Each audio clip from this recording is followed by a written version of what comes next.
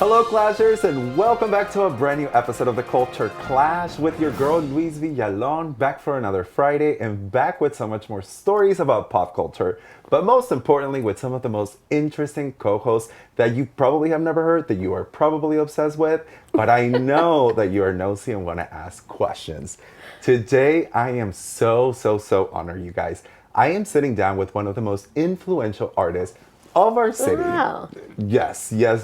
And also very humble, as you can see. I literally could sit here and tell you all of her accomplishments, but it will probably take me the entire episode.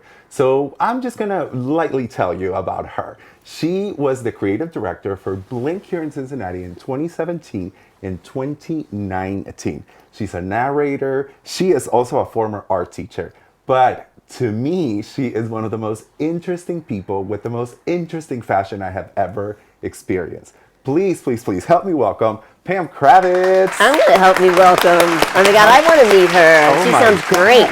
Hello, how are you doing? I am so well, and I am so happy to be here. Exciting. I am honored, like truly honored. First of all, your outfit is so ridiculously amazing. Let's get to it. Where does this outfit come from? Okay, so I knew I had to bring it. I knew it, especially based on our conversation about fashion and things going on right now in the contemporary world of fashion, which I love. This was designed for me by a fashion designer in Cincinnati. Her name is Jen Salt, and this is based on my artwork. So she took, I know, it's so cool. She took design pieces of my work, my fibers, my clay, my installations, and then kind of made the fabric as well. And then we had a bunch of fittings and a bunch of time together, just kind of brainstorming, and then I let her just do her thing. And I had this, I was on the board of the Human Rights Campaign, HRC, and the last year that I was on the board, this was the dress she designed for me to celebrate our queer community, our trans community, and just the beauty of the diverse community at Cincinnati. And I really feel like she did it. All of those things. Wow. First of all, it's amazing. Like just visually. The craftsmanship. Yes, visually beautiful. But then now with all the stories and the fact that it's part of your art, it's part of you, like it has to feel amazing wearing something like that. And shout out to her, to the designer. Yeah. I am so very lucky that I can work with the best artists in the city. I do all the time, filmmakers, animators, painters, designers, and fashion. And I have this wonderful superpower of having the best people around me and also giving them the courage, the right, the okay to do what they do best and their way. And does that make sense? It's like I am a control freak. People think I'm super nice. Super control freak.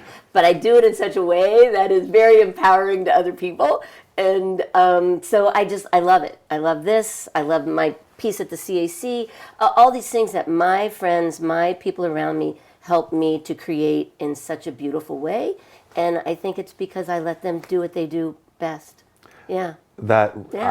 I mean, you just basically. Well, cheers to that. Cheers to that. I love my glass. It's like I need it. I only give those to important people. My friends are not allowed to have those. The ones you trust not to break this beautiful stem. Because I'm like, no, you're gonna break it, and it's not like it's expensive. It's just like I can find another one. Yeah. So you're special, Pam. Thank you. Just know. Thank and you. to those who have not gotten a glass, you're also special. Don't worry.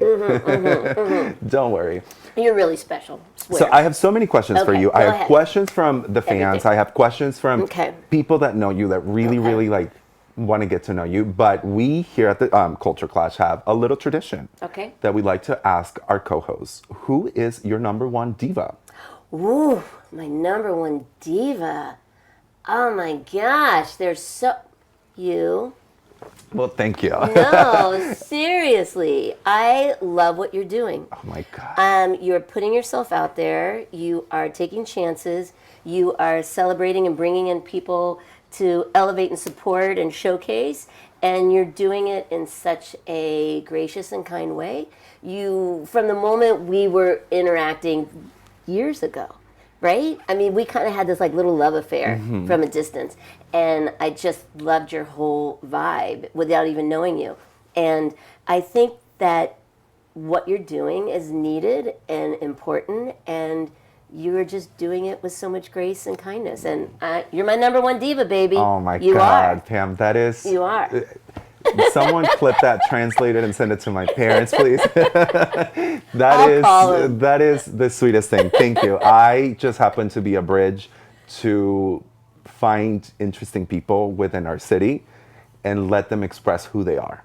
But you have to be trusted, and you are, and that I think is such a gift, and it's a gift that you're sharing with everyone. We have to trust that you're going to take care of us in such a way that is just really beautiful. So thank you. Thank you, yeah, Pam. keep doing the shit, baby. Cheers to that. Cheers to that. Thank you so much. And there are just so many amazing people within Cincinnati and within our community, within the queer community, that are just, they need to be put somewhere so that they can talk about themselves. Yeah. I talk a lot to people that are starting within their craft, and I'm like, charge. It's really hard because it's a creative person. Right. Sometimes it's really hard to put a price tag on your art. It is. Because your creativity has no price. Yep. But you have to survive. You have to survive. You have to survive, and you have to make sure that you're showing the talent. Yep. Yeah. Okay, so one of the things that I knew that I was going to just connect with you, you were an art teacher. Tell me about that. Like, what school time were you an art teacher? Okay, so I'm going to do a little, can I do a little baby background? Please. I'm not going to go to kindergarten. A lot of times I do go to kindergarten.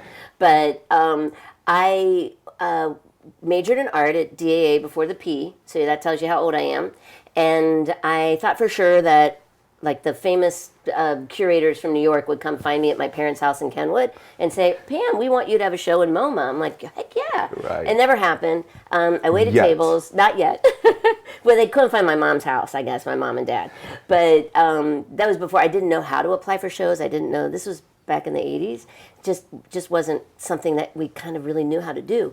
And, okay, so I waited tables, which I loved. I loved Same. it. Very social, very playful. I love the chaos, and I love the control also, and I just love being around people.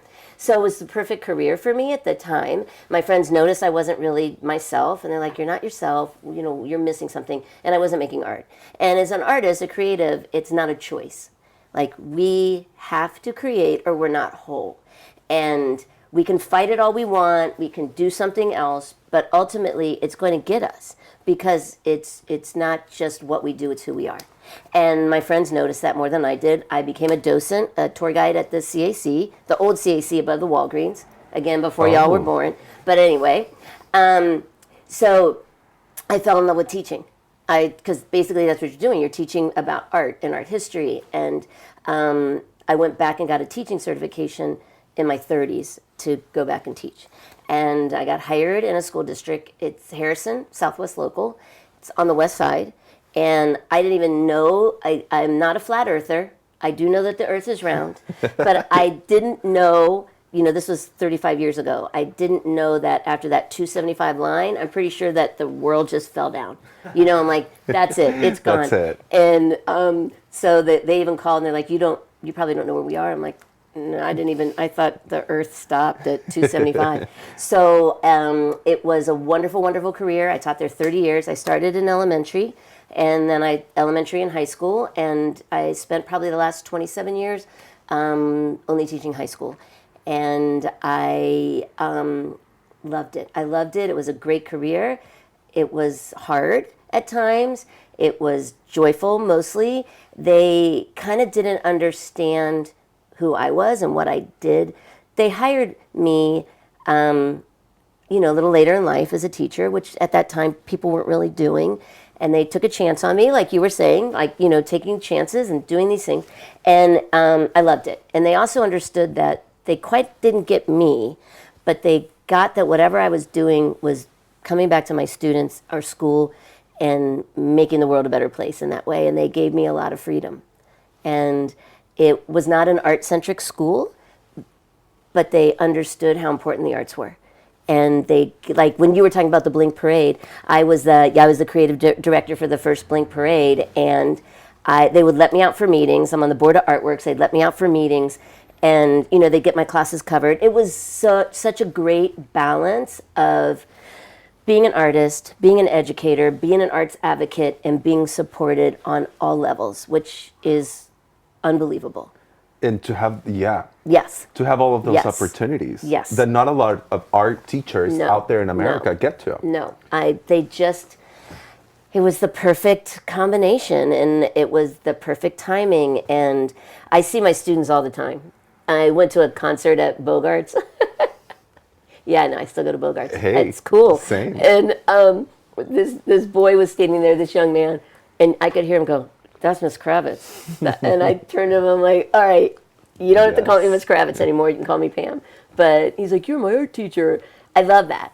Mostly I'm like, "Did you like me?" Because, sometimes you never know. But mostly always they did. Well, art teachers were very polarizing because you either love them or hate them. Yes. The Yeah. jocks hated them. Yeah. But people like me, and the reason why, when I found out that you, for such a long part of your life, were an art teacher, Yep. in the queer community, we have this joke that as a queer kid, you always went to your English teacher yeah.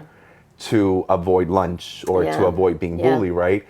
And to me, that was my art teacher. Yep. I always went to every single art class during lunch, and that's where I kind of hid from the It's world. a safe space. So It's a it was safe space. my safe Yep. space. And Yep.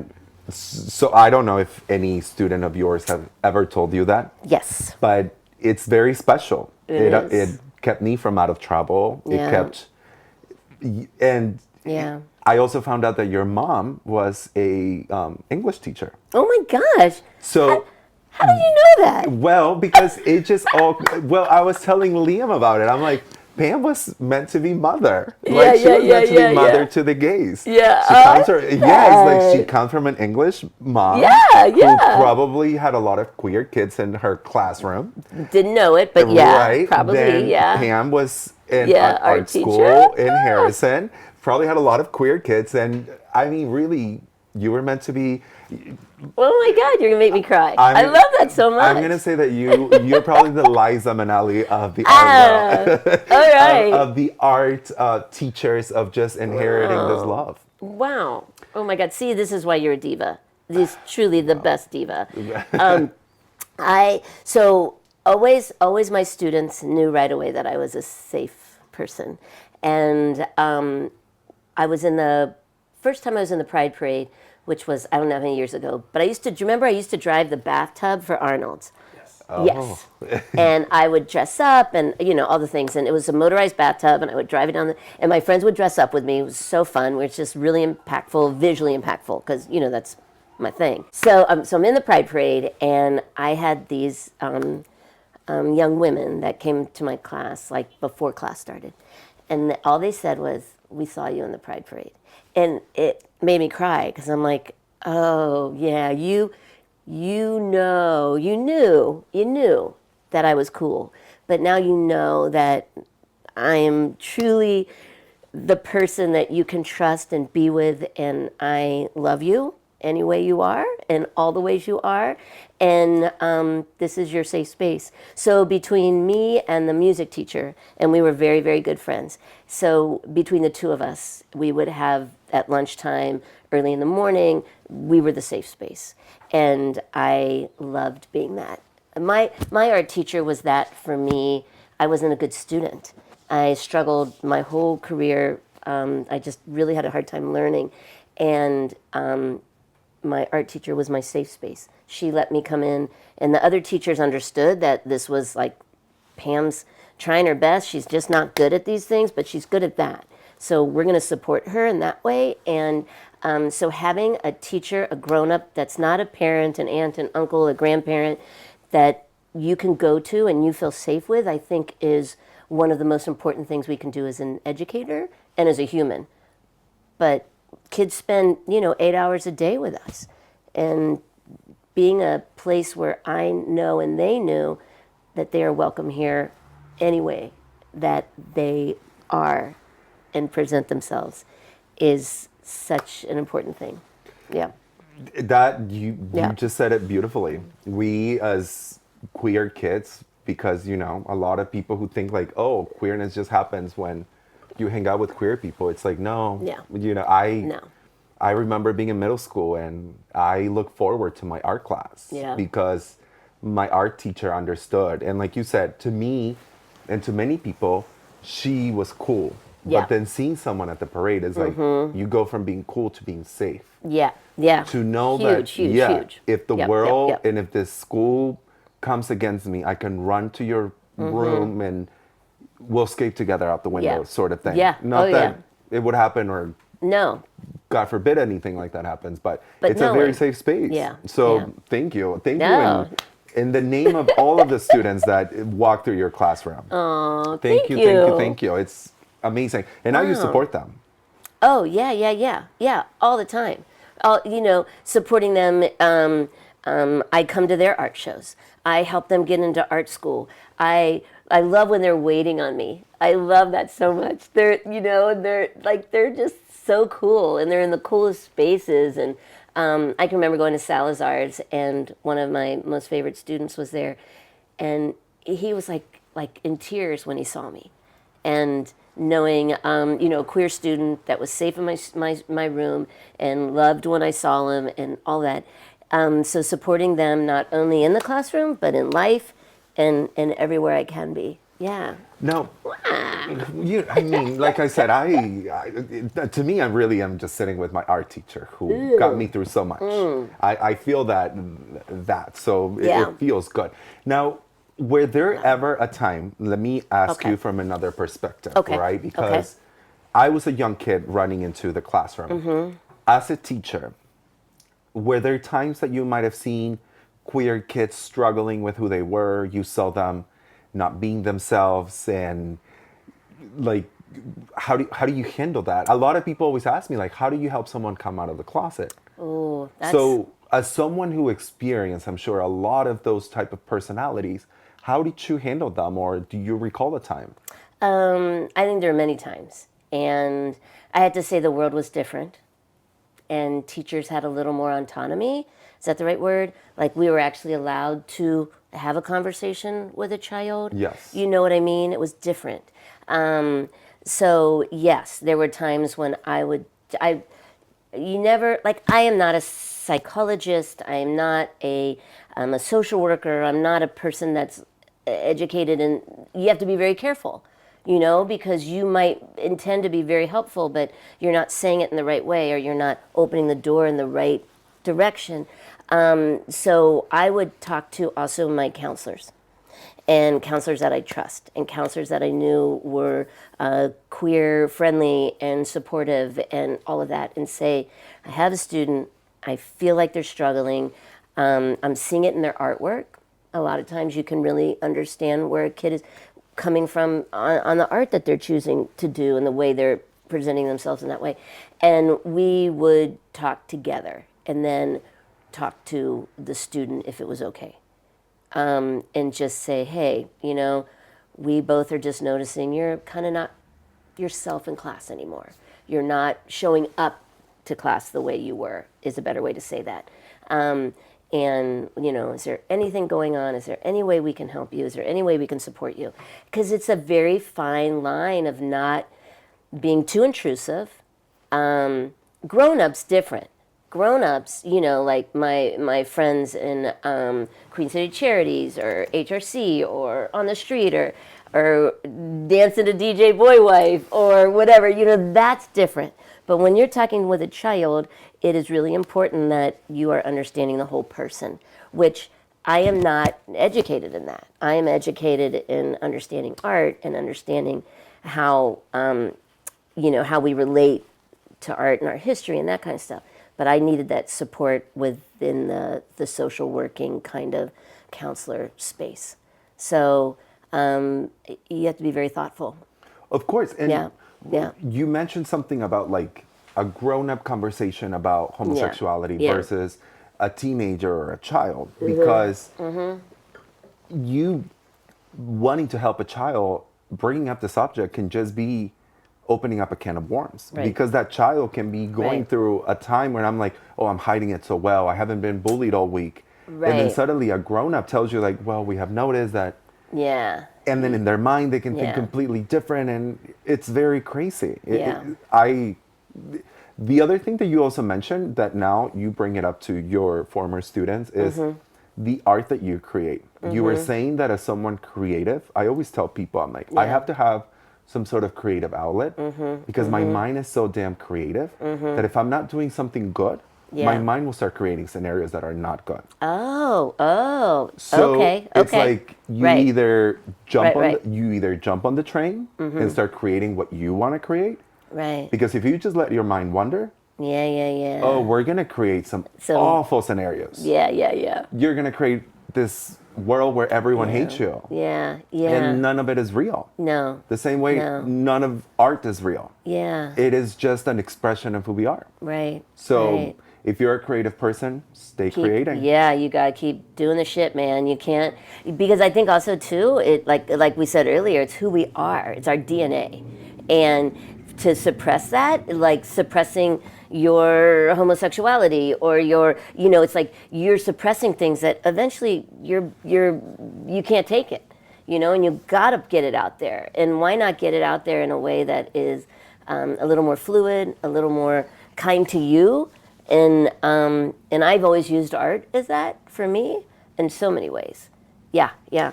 One of the cool things about your art, and that kind of like just makes it different from Yeah. everyone, is that it makes it very interactive. You lose fear of the art.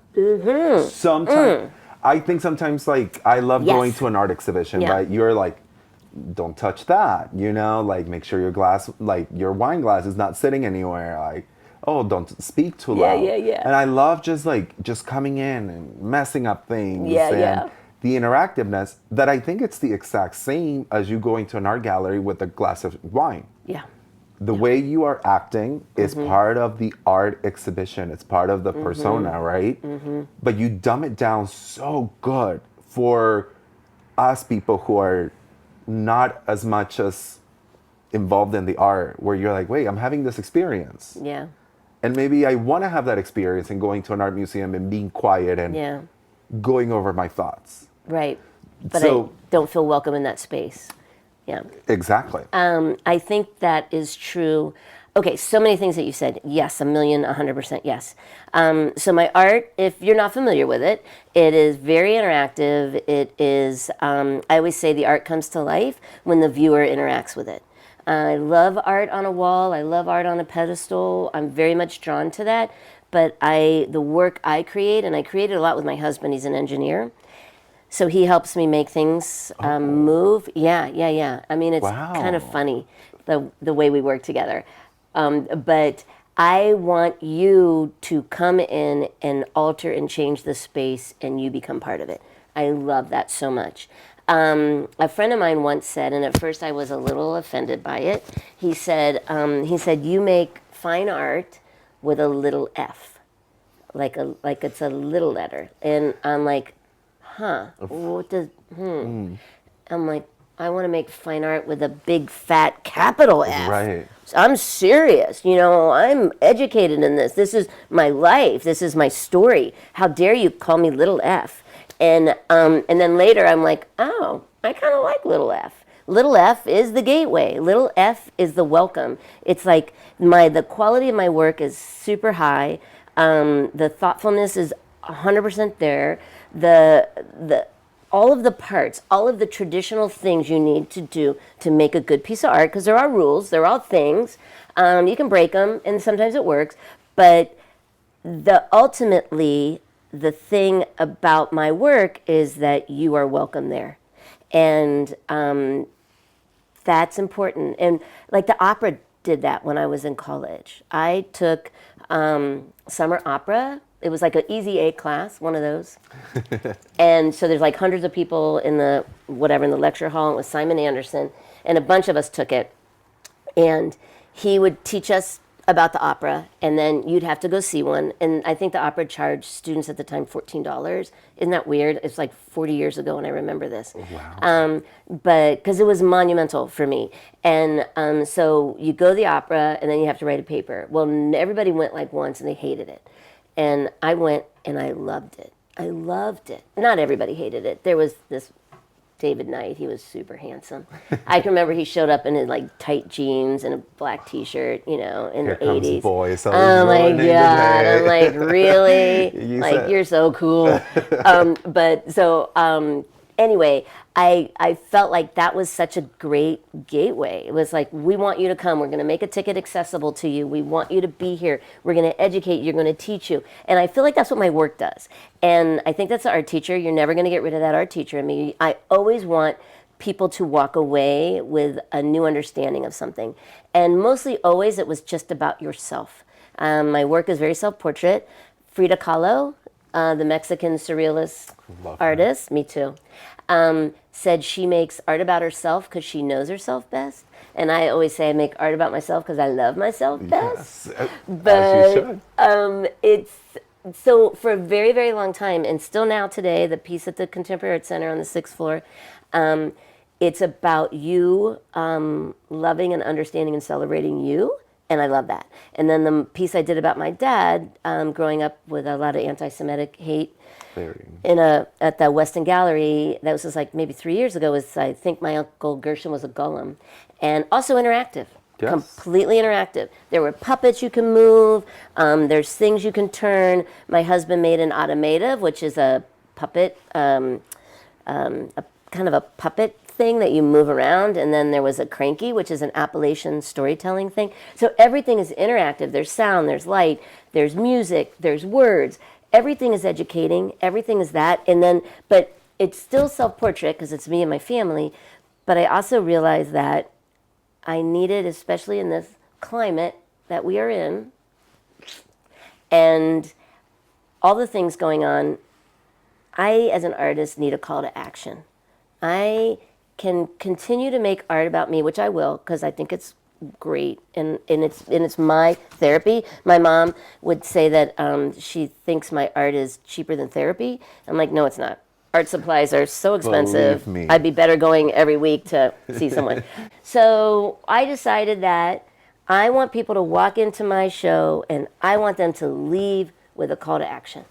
And I think us as artists, as creatives, as storytellers, what you're doing here, we have a responsibility Absolutely. to make the world a better place. Absolutely. You have an audience, you have a voice, you have a message, and it's your duty now to educate us, to take us, to give us a call to action, to make us feel better about ourselves, or make us feel better about the world, or give us a place to change something. And that was what this body of work was. It was like stomp out hate. So basically, there's so much hate in this world. It's like, do something about it. Absolutely. Just, I mean, that's great. You can shout on Instagram and Facebook. You can shout all you want. But actually physically do something. Do something.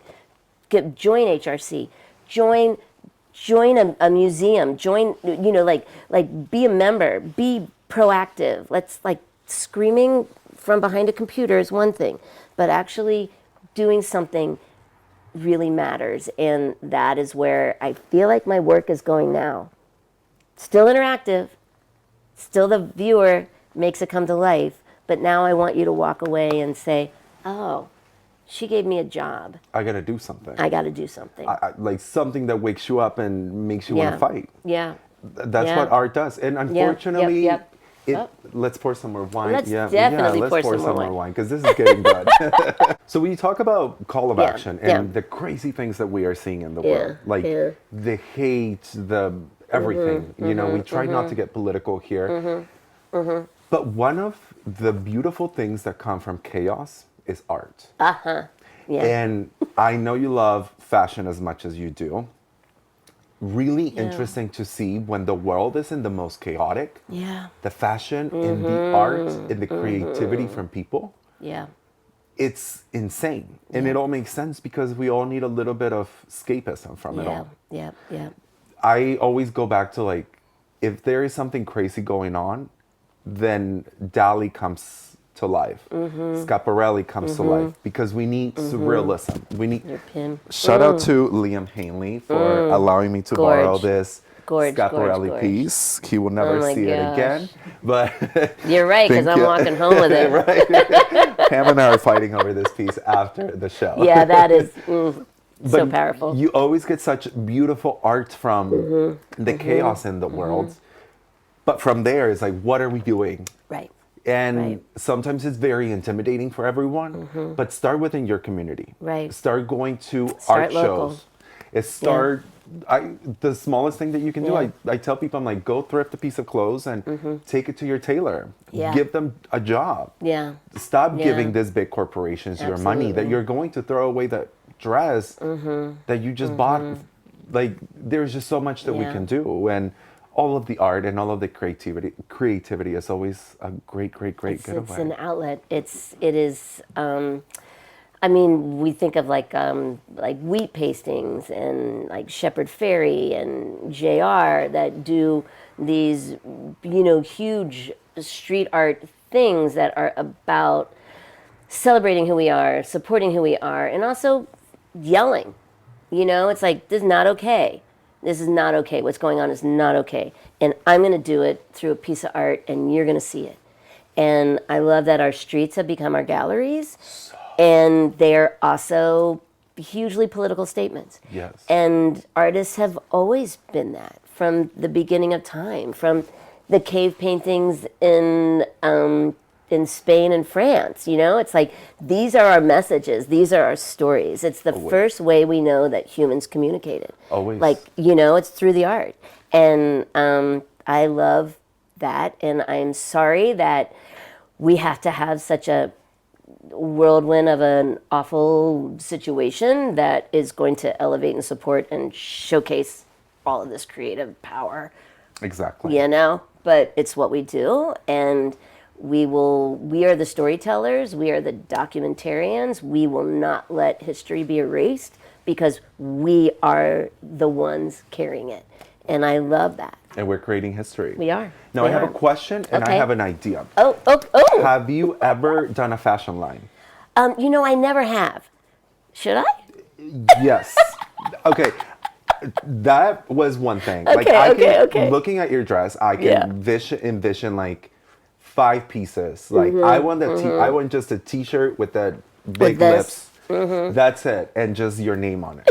I buy it. Another idea, I really need some fabrics from you. Oh. Some I've fabrics thought with your about that. prints would be, oh my God. I've thought about that. Okay. It would be iconic if I could make a dress or make an outfit out of a fabric that you have designed. It Oh would my just God, be I love that. it was so whimsical, so fun, and a great way to see your former students recreate Yeah. your creativity. I love that. So, Okay, so I'm pretty confident and I'm pretty sure of myself. I really am.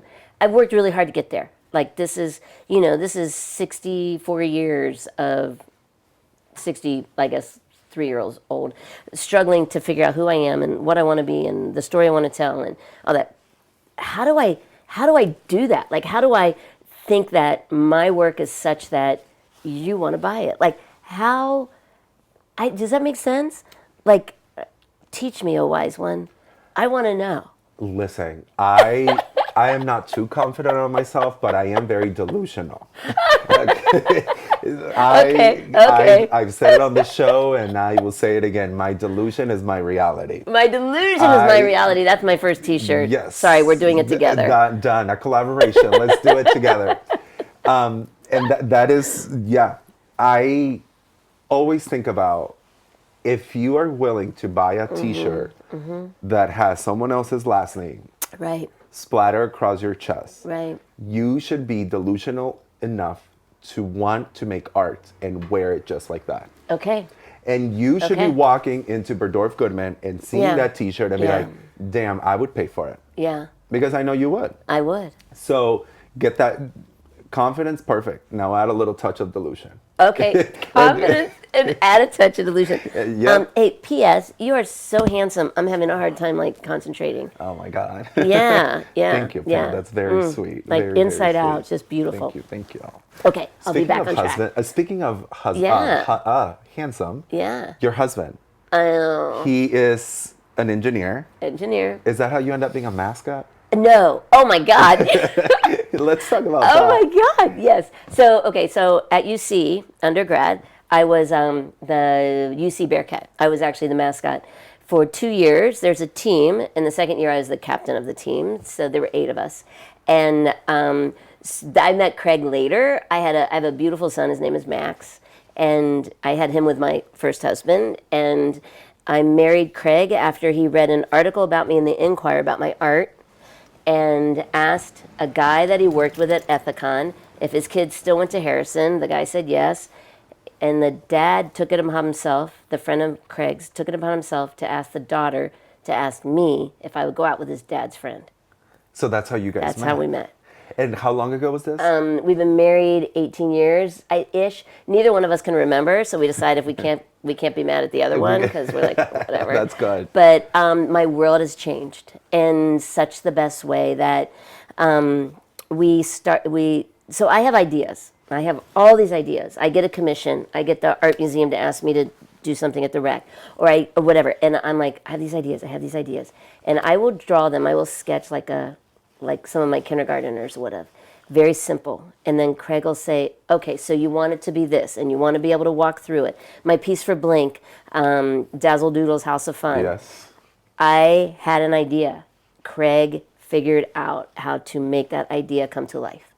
And my friends, Carla and her husband Randy, and all of these friends of mine work together to help my dreams come to life. I'm so lucky. And so Craig and I work together on these things. Right now that was really funny. I was telling my friends, I'm part of a synchronized swim team. Did you know that? I know that too. Okay. So as after synchronized swim practice, we're called the Rhinestones at Ziegler Yes. Park. And after practice, I was talking to friends, and they said, oh, you're working on some projects. I said, yeah, I've got these things for Columns, which is this beautiful event space in Philly Market. And Craig is working on a piece for the CAC. And they're like, Craig is? And I said, they're like, you mean you and Craig? I go, no, actually, Craig is. Just Craig. Because I can come up with the idea, but now it's on him to make it happen. And it's kind of fun because people like working with us. We're nice, and then we also do badass shit, but they get Craig. And so it's like they get this guy that understands how to keep something safe. Because, I want you to be able to walk through it. I want you to be able to touch it and pull on it, but I don't want it to fall on you or anything, so he can make all that happen. So Craig and I, we work parallel on our art, which is crazy. And then, and he'll dress up. Like, if you look at any picture of me, anytime, you will see this man probably in like a beat up t-shirt and like what do you call it, like hiking shorts, and he's always within eye shot of me, but he's never on me. Like, he's always got me in case I need something, if I'm, my bathtub breaks down or my, whatever it is. It's just like, I always tell my friends too, like when Craig will come in the room, I'm like, you guys, Craig's here. Like, look, Craig, and to love someone that much that supports you and loves your crazy, that's the key. So now I said for 15 years, it was me, my fundraisers, my art shows, my parades, which I will never give up, my parades, or my art shows, or my fundraisers, or any of that stuff. But I said, Craig, okay, for 15 years, we've done all my things. What do you want to do? So now we are starting to do a lot of the outdoor stuff. Did you know that I'm a junior ranger in 28 national parks? That I did not know. I'm telling you something you don't know. Wow. And how many parks? 28. But it's mostly for 8-year-olds that I can color in the lines, and then all the hard questions Craig will do for me. I'm like, I'm bored. Can you answer this? Like, whatever. But because I like people, and Craig knows that. So in order for me to kind of feel at place in places where I'm not the best, I want to connect with people. So I go and I meet a ranger, and we talk, and I do these things. So yeah, I should have brought my bag. It's pretty funny. But now, so like I'm training to be a raft guide, a whitewater raft guide. Wow. I know. We just got back from Oregon, learning to. I can kayak on a whitewater in an inflatable, not a hard boat, not a whatever. But so Craig and I are doing like now these epic adventures in nature. And you're following his crazy. I'm following his crazy, and I love it. And you know, it's like we go down a river and we have to camp all the way down. I cowboy camped for the first time. Do you know what that is? It was so fun. What is cowboy I'm camp? going to tell you what it is, and then you're going to go with me. Okay. Oh, yeah, you are.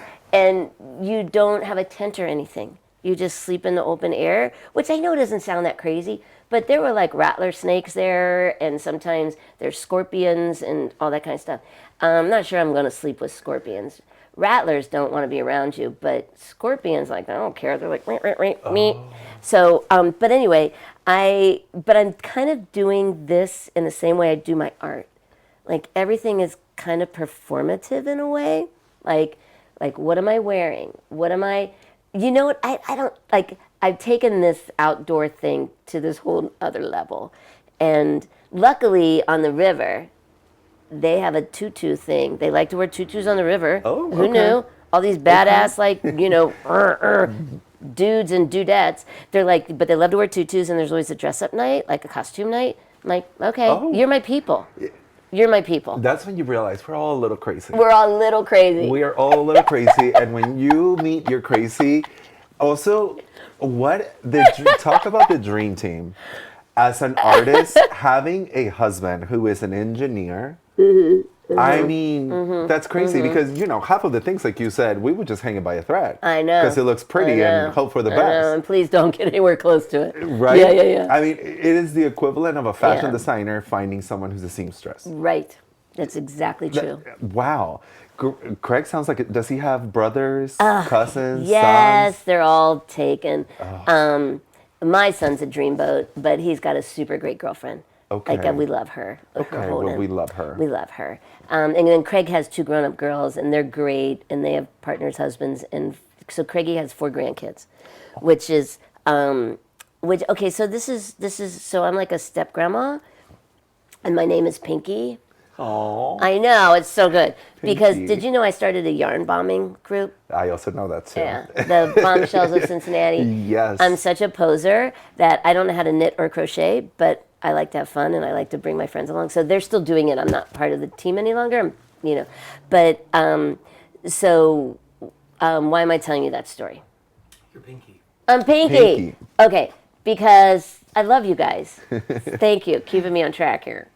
I'd like to blame it on the wine, but it might be the age. It's the wine.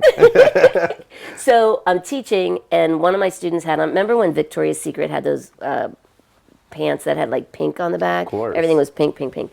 And we all had to have a moniker as the Bombshells. And so, everybody had their different name. And I saw that girl's pants, it said pink, and there were a pair of scissors on the table. So I decided my name was Pinky Shears. So that's my Bombshell name. And then my girlfriend Stacy, who makes some of my wigs, her daughter would call me Pinky Pam. And I thought, oh, that's a great grandma name. Yes, Pinky Pam. Yeah. So Pinky's my grandma name. And it's kind of cool, like to, I don't know. It's To cool. be a grandma and just Sure. to give that Yeah. energy that you gave Yeah. all of your students. Yeah. And I'm very non-traditional grandma, That's also even better. Yeah. I'm not the one that's going to, sit on the porch and like in a rocking chair and babysit your kids. I'm like, oh, hell no. No. We're going down on the river, which we're taking his oldest grandson soon, which will be super cool. But anyway. Yeah, I mean, you're the cool grandma who Yeah. let's paint. Yeah, And yeah. I'm going to drink wine while you guys do what you... Yeah. Yeah. Yeah. You don't have any grandkids from your son. No, Maxie is definitely, he and Holden are very much about not those traditional things, not getting married, I'm like, but Max, I love a party. Can I just throw a party? And plus I'm an officiant online. Oh. I could marry them. My God, Pam, is there something you don't do? Oh. My God. Well, okay, yes. Well, there's things okay, so this is something I think is really important. And especially like when you look at someone my age, that you're like, at some point, first of all, women my age feel invisible sometimes. They also, I think people kind of start to discount people of a certain age. I've never felt that way. I've never felt that way. I always have been very lucky to be welcomed into space with younger people, with people that are up and coming, and all that. I love that. But that idea that at some point you're no longer relevant, I think that's terrible. And I almost feel like we, as the older person, is creating that in a way. It's in a way. Absolutely. You know, we're also tired because we've already done a bunch of stuff. So You we're have just like far so more tired. energy than I ever will. You're telling me all the things that you do, and I'm like, I sent 2 emails this morning. Oh my God, that's where I stop. I'm like 2 emails. Yeah. Yeah. But I like to learn new things, and I feel like that's what keeps us young. I'm also retired. Okay, so I've got time, so that's also a key. But I've always done this. I'm taking tap dance lessons. Okay. I do Dance Fix. You know Dance Fix, Heather Britt? The bathroom that you designed. Oh yeah. Hello. Hello. Okay, wait. Are you stalking me? Because I kind of like it. I mean, a little. I've never had a stalker. A little bit. Well, I have. So I moved. I'm from Cincinnati. I grew up here, but I moved away, and then I came back.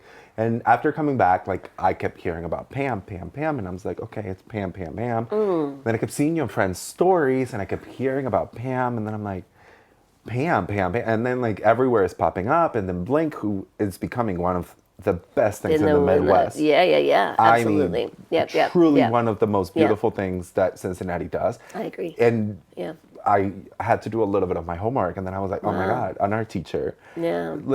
It just all made sense, and I'm honored to have you here, Pam. Oh my God, and I'm honored to be here. And I know the girls at home are gagging by having you here talk about everything. And Craig, who sounds like a dreamboat. He's a dreamboat. He's so cute. Is he shy? Very. So you guys... Incredibly shy. So, like, just the perfect type A and type B. Oh, yeah. You are the fun personality. Yeah. He is the technicality, logistics of it all. I remember once, and he'll dress up, like he'll wear all the things. A lot of times he's in a shark costume because we always need a shark. Like Left Shark, remember that from Katy Perry before she went crazy? When she was still adorable. Oh yeah, I got the culture part of this. I know. Pam is one of the girls. I know. I'm like, what the hell happened to you, Katie? You were like, cool. But so yeah, he'll dress up. I remember so I did this event on top of the Weston Art Gallery. And we did a thing called Dinner in Color. And we had, my friends just all came in different colors of the rainbow. There's a thing around the world that's called Dinner Blanc. And it's beautiful. But I went to one that was just a little too white. And it kind of wasn't okay. And I know they've worked to change that. This was early on, so it's a different model. But I decided that I was going to do this colorful dinner on the rooftop of the Weston, the Aronoff Gallery, Aronoff there, that you could only. I was invited by a curator to do it, Maria Cedar Reeder, brilliant, and she asked 5 artists to do a piece of art that you could only see from Carew Tower. So cool, right? So we all dressed in the colors of the rainbow. Everybody brought food in the color of the rainbow. It was just beautiful. And I got a white suit. I was probably pink because I'm always pink. So I got a white suit for Craig, but it was probably polyester or something, like, from Casablanca or one of our great vintage shops. And I tried to dye it, and it just turned this putrid shade of blah. And it just didn't work. And then I got him a hat, and so he's walking down 4th Street, because I think after the gallery, we went for cocktails, and shocking, we went for cocktails. And so he's walking downtown in this polyester suit that's kind of half pink with a hat on. He kind of looked, and this is probably the wrong term, so I apologize, like a pimp. Like, I don't know what is a better word. It's like, that's okay. Yeah. All right, because, I don't know. Like a movie pimp. Like a movie. There like a you movie. Go. Like a movie pimp. Thank you. Yeah. Okay. because I super don't want to be canceled because I'm really a nice person. I am. Anyway, We're all here learning. so someone from his office at Ethicon saw it, took a picture, and then he didn't stop him and didn't say, I saw you, but he printed the picture out and put it on everybody's cubby or whatever they work in. And Craig walked in like that after the weekend, and there's a picture of him in this terrible pink suit with this terrible hat, and it was everywhere. And he came home and he's like, this is what happened. I'm like, oh my gosh, I'm so sorry. Are you okay? He goes, oh my God, I don't care. I don't care. Like, how do you, like, I love that about him. And even like, I dress the way I dress, and sometimes it's a lot in my headpieces that Stacy makes, or my friend Teresa Kramer makes these beautiful headpieces. Teresa, oh God, what a gift. We have so many talented, beautiful. So many. But I'll walk out the door like on to an event, like coming here to be with you. I'm like, is this too much? Never. Is this too much? And Craig is like, just go. You're great. Go. So to find that person, and that's what I just hope for everyone, you find that person that just lets you be you, celebrates you, makes you a better person. I think he would say the same about me. Who knows? Who knows? Let's get Craig He's on the just pod. lucky to have me. Look what he gets to come home to. Absolutely, absolutely. And it's lucky to just find that person that just loves your craziness. It is. If your crazy matches my crazy, what a win. Yeah. And you were talking about like ageism with women. I have an interesting point, maybe. Do you feel that your eccentric persona has kept you from ageism? Yes. Because, and I don't want to take this in the right way, but go ahead. You have been weird all of your life. My whole life. You have been that person that stepped out of the box. Yeah. Cuckoo outfits, cuckoo fashion, art. Yeah. So in a way, people have placed you on, you're not a woman who, bakes and has perfect flowers and a perfect home and at the age of 45 is going to start aging and suddenly your kids go to college and you are done. Yeah. But because you have taken that, like, wait.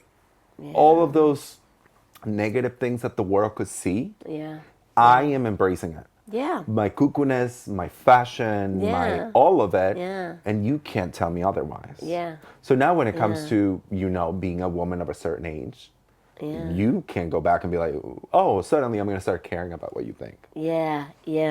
That's what I always tell about, sometimes like when people are like, oh, well, why are gay men so flamboyant?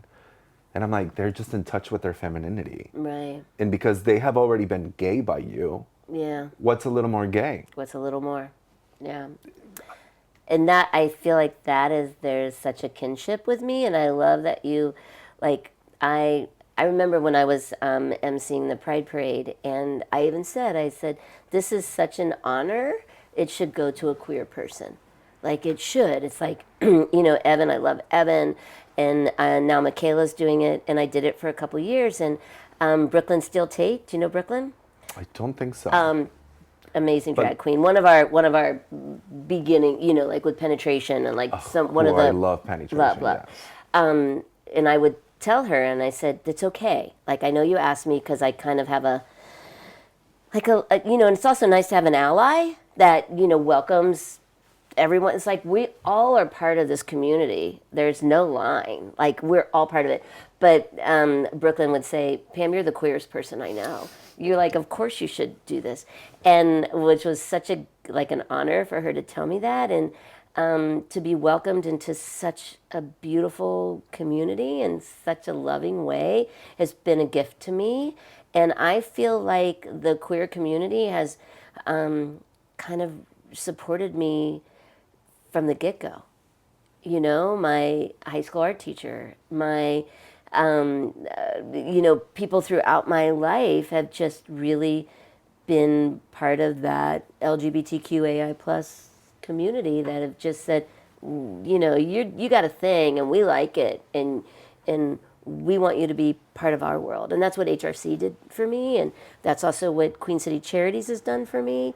I love our community, and I feel like Cincinnati is conservative as people want to think we are. We are not. Oh no. We are so open and welcome, and I love AFTAB, and I love our council, and I love the proclamations we make, and the pride flag, and trans lives matter, and all, and Black Lives Matter. I mean, the beautiful mural. Like the city is just so good to all of us, and we're so lucky to be here. Oh my God. It's our little. A little bubble. It is. When I left Cincinnati, Where'd you go? I went to Chicago for 10 Okay, years, but I okay. grew up here, right? So the first few years of my life, I grew up fighting with Cincinnati that I wanted to be a part of it so bad. Yeah. I wanted to be friends with everyone. I wanted to be a part of the cool events. And in my mind, I left a little angry. Okay.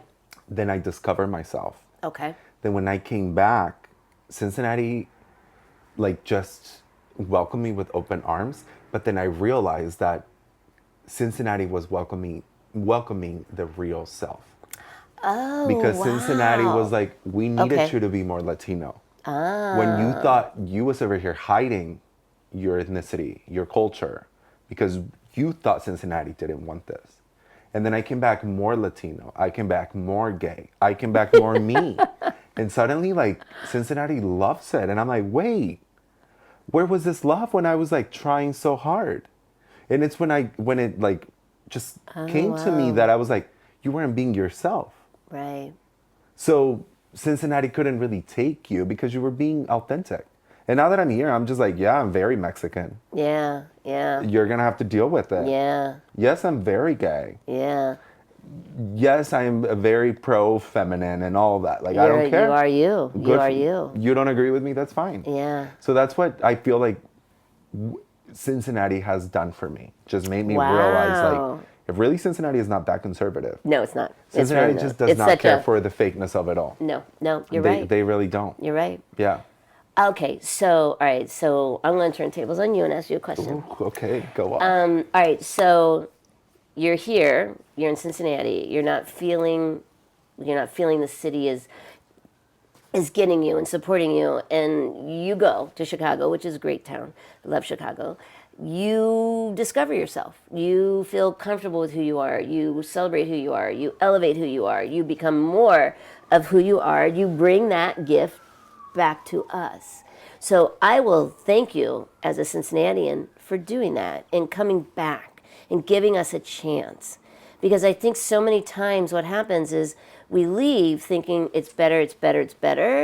But I love when people go explore and they figure out, oh, first of all, I have something to offer. There's a city that is going to open its arms to me because I'm ready and it's ready. And so how did that feel? Like when you came back and you're like, whoa, wait a minute. I would, like, what? Yeah. I came back, I was like going through some stuff and my parents were like, well, just come stay here. I still had an apartment in Chicago. So like I was driving back and forth every week.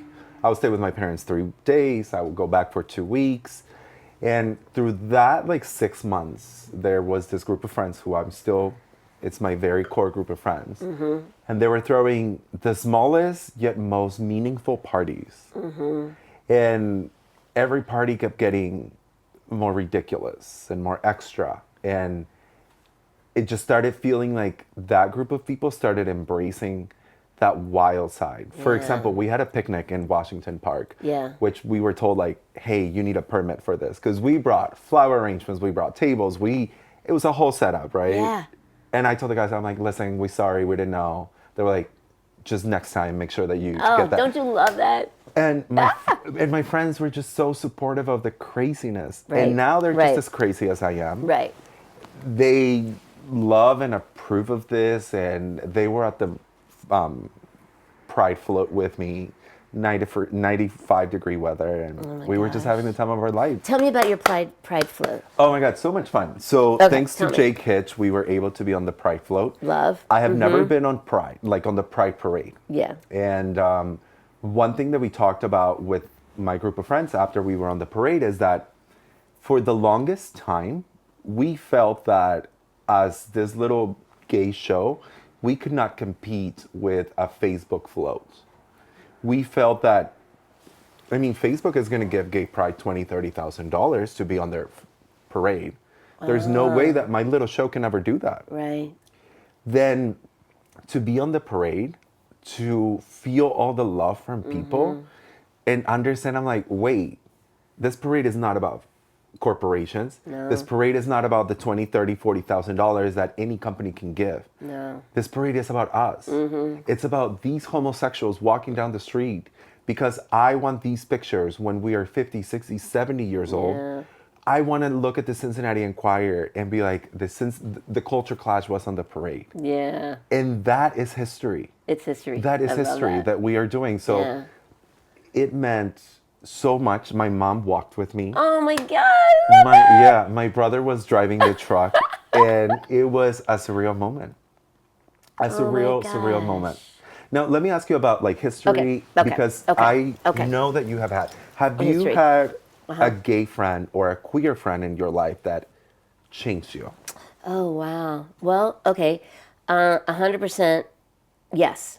In every stage of my life. And so my high school art teacher was gay, and that was before I knew what that was. This was in the 70s, and I didn't know what a gay person was. I'm like, she's just cool. I like her. And she saw me more than anybody ever saw me. And she worked with me in my art and helped me get into art school and took me to shows. And she and her partner at the time, which I just thought was her girlfriend. Like, her roommate. I didn't know. Yeah. I'm like, okay, cool. I had graduated high school, and they asked me to go camping with them. I'd never been camping. I mean, now I do it all the time. But I was so scared because I love scary movies. Like a lot. I love scary movies. My stepdaughters tell me I have the taste of an adolescent boy, which I take as a compliment. So I went camping with them, but I slept in my car with my dog Murphy because I was so scared of the dark. Anyway, so Pam Hall changed my life. She saw me as an artist. She saw me as a person. My parents loved her. We got invited to her wedding to a different woman, Judy, that she's with now. It was like a Native American shaman, beautiful. It was before marriage equality, so this was years and years and years ago. And then in college too, I was in a sorority, which I know sounds really weird, but it was great. We had 5 kids. We couldn't afford to send kids away to school, so we all stayed at home, and we went to UC, and that's when it became like in a sorority. I was the Bearcat. I was an art student. I was all these things. It was. I had a great college career. A sorority sister of mine was, yes, and I remember I was just like her confidant, her person that she trusted, because it wasn't a very accepting time. And then my friend Tom Venatelli, he and I have been friends since, oh my gosh, I worked at the diner. This is before y'all. This was the diner back in the day. And now it's Sugar and Spice. Oh, yes. Downtown or the one on Reading? Downtown. Okay. And it was originally, it was actors. It was, oh my God, I got to tell you about the first drag queen I ever saw. Okay. Do we have time? Are we okay? Yes. Okay. Do we have more wine? Because we're going to need it. Yes. Okay, good. Okay, you pour the wine. I'm going to tell you about Scirocco. But, so my friend Tom Venatelli, and my mom and dad are probably going to see this video. Oh my gosh. I just said my mom and dad. I lost my dad recently. My mom. I'm so sorry to hear that. Thanks. He's a doll, sweetheart. My mom is probably going to see this, and she will find out for the first time that I did model nude for drawing classes. Oh. I did. Okay, for the love of art. For the love of art. I never told my family. We're very quiet, conservative people, except for me. But so Tom Venatelli, I meet him. I'm at training for the diner on Sycamore. It was called Diner on Sycamore. And Tom looked at me, he's beautiful, handsome, yummy. And he said, you need to be nice to me. And I said, why? Like, why do I have to be nice to you? I don't even know who you are. And he said, I have naked drawings of you. I'm like, oh my God. I'm like, ugh. So every party we'd have, because Tom would always host the parties, and we would get like, a little, tipsy and silly and fun and dancy and all the things. And he'd pull out that damn drawing pad of me and show everybody the drawings of me. And Tom and I are still best friends. Best of friends. Best of friends. is beautiful. He makes beautiful art. And now when sometimes we make art together, which is really nice, I think he just gave me a feeling of love. There was such a love with him and acceptance of everyone, because I think so many in the queer community struggled so hard to find people that respected and loved and supported them. And he just gave that right back. Like, I struggled to get here. I'm going to give this to you. Yeah. And we are still like amazingly best friends. And but I would say that every stage of my life, I have had friends in the queer community, and I didn't even know it at times. And now looking back, and then I think the world, that when HRC asked me to host their dinner as an ally, and understanding also that I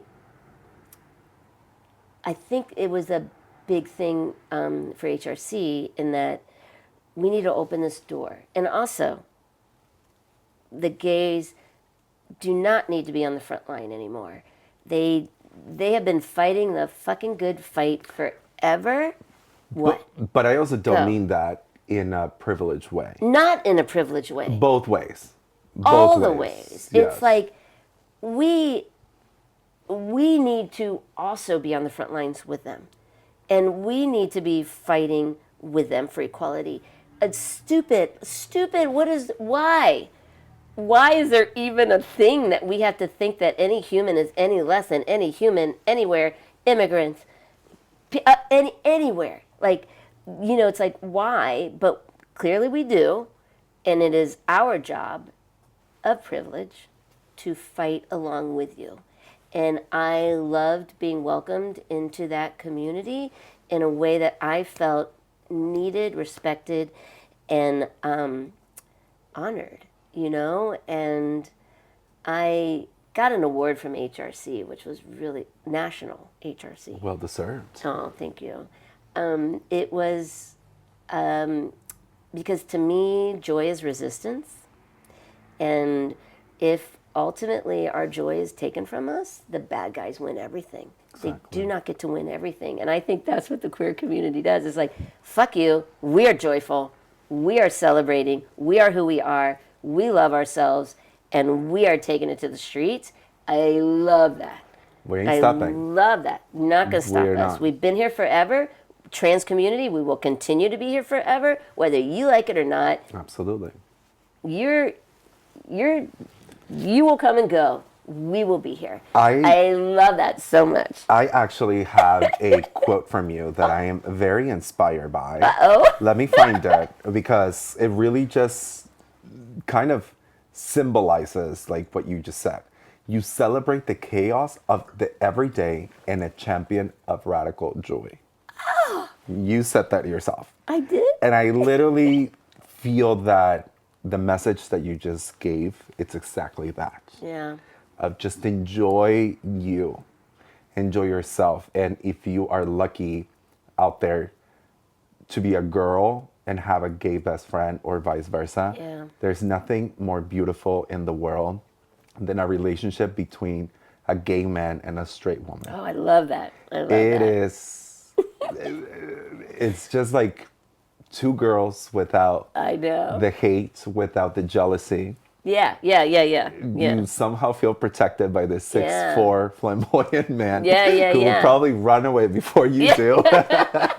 But it really is, and I can understand how sometimes you feel like, this place should be for a trans woman. This should be for a lesbian woman, for a gay man. But through all of that, and through gay history and LGBTQ plus history, we have needed those people. We have needed those allies that will use their power, that will use their privilege to speak for the things that often we are not heard of.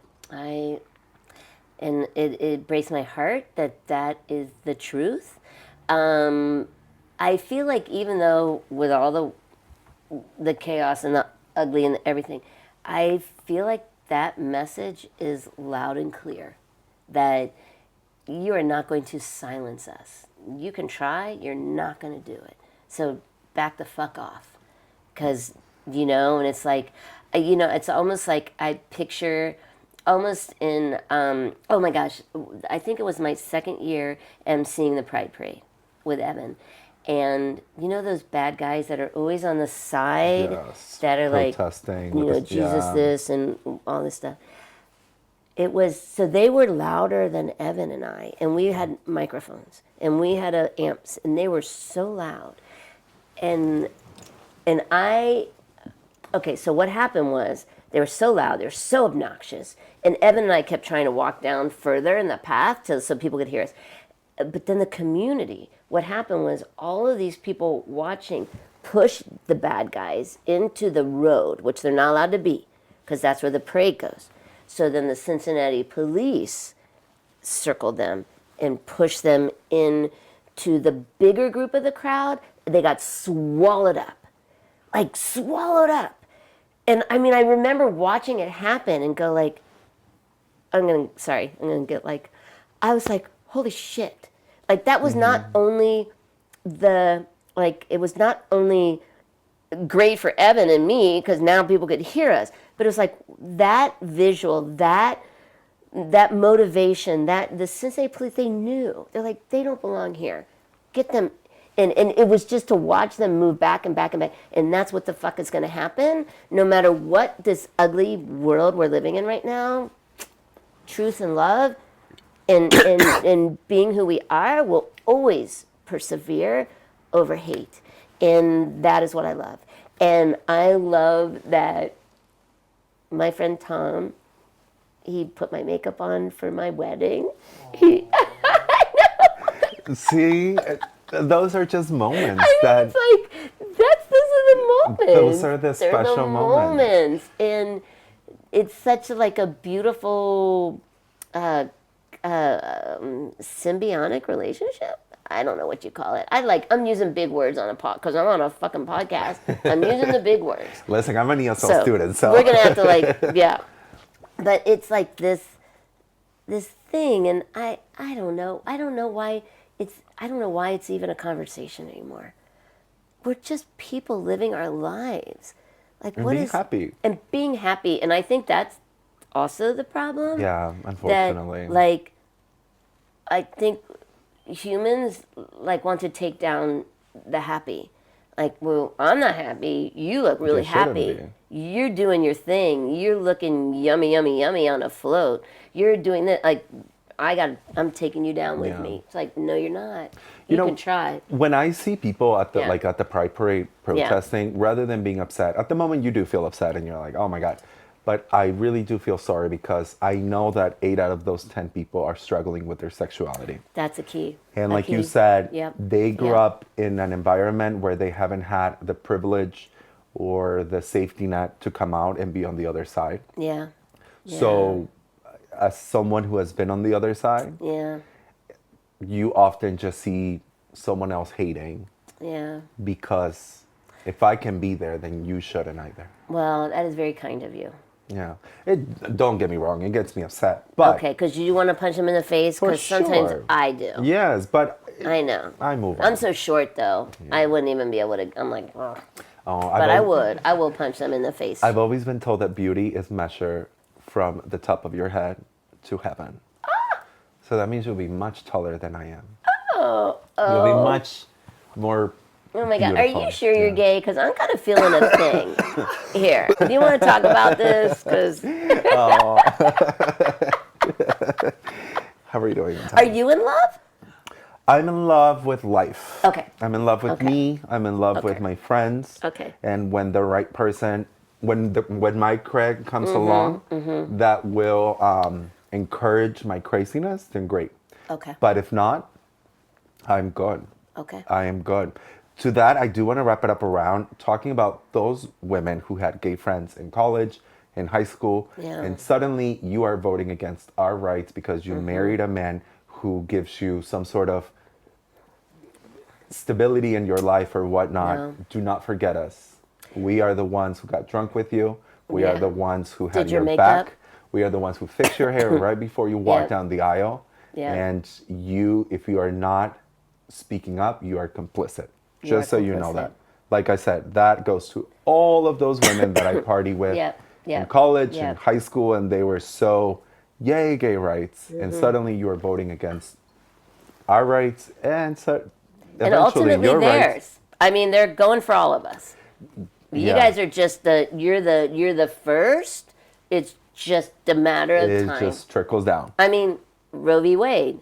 I mean, it trickles down. Just a matter of time. So, and the other thing is, like, God love you. I'm glad you married your MAGA crazy whatever. They don't know how you voted. They're not allowed to look on your little paper where you do that thing. You do you. Do you, because you know it's the right thing to do. You do you. Like, do you. And all the places in the world that we are, like, the places we end up that maybe isn't the best. That's one place nobody knows what you do. Yeah. You just do the right thing. You do you. Do the right thing. Yeah. I know. And doing the right thing is you. Doing this. Yeah. And sometimes doing the right thing, it's hard. It is always. But it will always be right. It will always be right, and you will know that I hate this. Everything sounds so cliche, but it's like you will be on the right side of history. Absolutely. Because right now, a lot of y'all, you're not on the right side of history. Yeah. And we see you. And we don't like you so much. Yeah, but we still love you. And we'll have open arms. You are so much nicer than me. I'm not. Everybody thinks I'm so nice. You're the nice one. No, I just learned to let people... I am in this mentality of let them. Okay. That makes me very happy. You see your friends making a mistake, let them. You see someone not doing the right thing, let them. You just have to let them be and be here for them. Wow. See, okay. How can you not love that?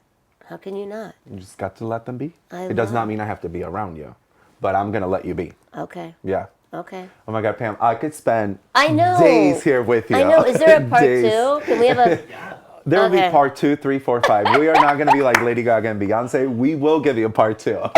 We will give you a part 2. Is there anything else that you would like to let people know out there? Let me think here. Okay. I would say this. I would say that being part of your world, it is such a gift. And when I got invited to be here today, I was very nervous. Yeah. I'm like, oh, this matters. This matters. And you made me feel so comfortable and so welcome and so free to be myself.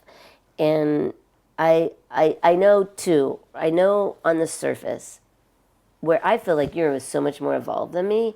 I used to think I was an old soul. I am not an old soul.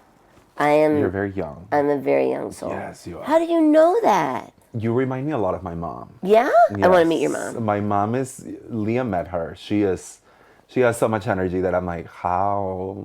Yeah. And she's a young soul. It's like, I like the earthly delights. I like all that stuff. I do like a good creamy whip and sprinkles. But I love that you know that. I thought for sure I was super evolved because I'm so cool and I like, boo. But I'm not. I'm very young. But I feel like you in this is so important always. But in this particular time, this culture clash, this idea of celebrating the things that make us who we are, it's so, so important. And it was a gift to me to be invited today. So thank you. Oh my God, Pam. Thank you. I cannot thank you enough. This really is just a fun show where we want to celebrate those voices in Cincinnati and around the world that make a difference. And I think we should have a 1-800 buy our t-shirt when we collaborate on it. Done it. Oh, it's done. Soon we will have a collaboration with Pam. Yeah. Done and done. We have an engineer. Yeah. We have a fashion designer. We have an artist. I love this piece. Yes. It's got to be part of our... It's got to be part of it all. Yeah. Done and done. Soon you'll be able to get merch. Yeah. By Pam. It's going to cost a lot of money, too. You better pull that money out. A lot of cash money. So you better be saving. You better be saving. Pam, what an honor, a joy, and a pleasure to have you here. Thank you for everything that you do for Cincinnati, that you do for the art world. everywhere, for inspiring us with your fashion, with your personality, and just being you. Thank you so, so much. The Clashers loved you, and I love you so much. So please give it up for Pam one more time. Yay! Thank you again. Thank you, Clashers, for watching. I know it was a little long, but it was worth it. Thank you so, so much for watching this episode. Have a good weekend, and we'll see you next week. See you next week. Oh my God, Pam, that was Yeah? amazing. Yeah.